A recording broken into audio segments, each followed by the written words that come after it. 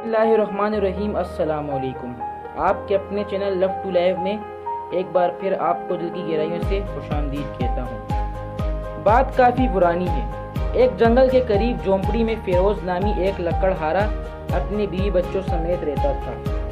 وہ صبح سویرے کلہاڑی لے کر جنگل چلا جاتا اور لکڑیاں کاٹتا، پھر انہیں اپنی پیٹھ پر لاد کر بازار لے جاتا اور بیچ دیتا۔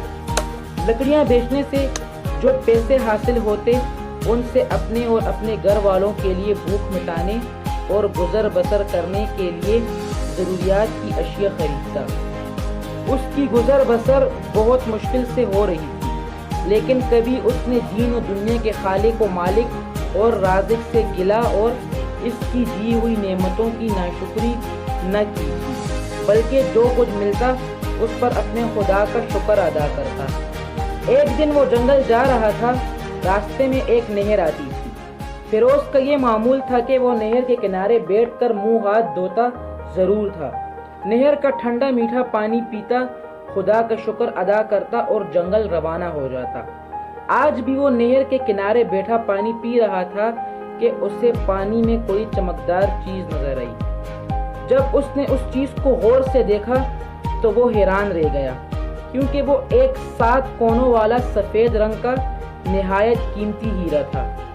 فیروز نے اسے پانی سے باہر نکال لیا۔ وہ ہیرے کو پا کر بہت خوش ہوا۔ وہ سمجھا کہ خدا کو اس کی حالت پر رحم آ گیا ہے اور اس نے اس ہیرے کے ذریعے اس کی مدد کی ہے۔ اس نے ہیرا اپنی جیب میں ڈال لیا اور اپنے گھر کی طرف روانہ ہو گیا، لیکن ابھی اس نے تھوڑا سا ہی فاصلہ طے کیا تھا کہ اسے ایک آواز سنائی دی، بھائی صاحب ذرا ٹھہریے گا۔ اس نے پیچھے مڑ کر دیکھا تو اسے 2 سپاہی نظر آئے۔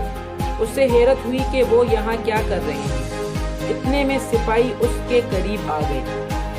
آپ یہاں کیا کر رہے ہیں؟ فیروز نے دونوں سپاہیوں سے حیرت سے پوچھا۔ دراصل بادشاہ سلامت اس جنگل میں شکار کھیلنے آئے ہیں اور ہم ان کی حفاظت کے لیے ان کے ساتھ آئے ہیں، ایک سپاہی نے تفصیل سے جواب دیا۔ لیکن آپ تو بادشاہ سلامت کے ساتھ ہونا چاہیے، آپ یہاں کیا کر رہے ہیں؟ فیروز نے پوچھا۔ دراصل بادشاہ سلامت کے پاس 7 کونوں والا سفید رنگ کا ایک قیمتی ہیرا تھا جو کہ کہیں گر گیا ہے۔ ہم یہاں اس ہیرے کو تلاش کر رہے ہیں اور آپ کو بھی یہی بتانے آئے ہیں کہ اگر آپ کو وہ ہیرا ملے تو ہمیں بتا دیجیے گا۔ ہم نے اس پہاڑی کے پیچھے پڑاؤ ڈالا ہوا ہے، سپاہی نے ایک طرف اشارہ کرتے ہوئے کہا۔ ٹھیک ہے جناب، لیکن وہ ہیرا میرے پاس ہے۔ کیا؟ دونوں سپاہی ایک ساتھ بولے۔ وہ ہیرا آپ کے پاس ہے؟ جی ہاں، ہیرا میرے پاس ہے، یہ دیکھیں، فیروز نے جیب سے ہیرا نکالتے ہوئے کہا۔ آپ واقعی ایک سچے اور ایماندار شخص ہیں، آپ ہمارے ساتھ چلیں، بادشاہ سلامت آپ سے مل کر بہت خوش ہوں گے، ان میں سے ایک سپاہی نے کہا اور فیروز نے سر ہلا دیا۔ تھوڑی دیر بعد وہ تینوں بادشاہ کے سامنے موجود تھے۔ فیروز نے بادشاہ کو وہ ہیرا دیا۔ بادشاہ ہیرے کے مل جانے پر بہت خوش ہوا اور پھر جب ایک سپاہی کی زبانی بادشاہ نے لکڑہارے کی ایمانداری کی کہانی سنی تو وہ بہت خوش ہوا۔ اس نے لکڑہارے کی تعریف کی اور اسے انعام و اکرام سے نوازا۔ پھر فیروز کو دربار میں آنے جانے کی اجازت دے دی اور فرمایا، جب بھی کسی چیز کی ضرورت ہو اپنے لیے طلب کر سکتے ہو۔ فیروز انعامات لے کر بہت خوش ہوا۔ اسے اس کی ایمانداری کا صلہ اتنا مل گیا تھا کہ اگر وہ کہیں پشت بھی محنت کرتا تو اسے اتنا کچھ نہیں ملتا۔ تو اس کہانی سے ہمیں یہ سبق ملتا ہے کہ فیروز ایک معمولی سے لکڑہارا تھا۔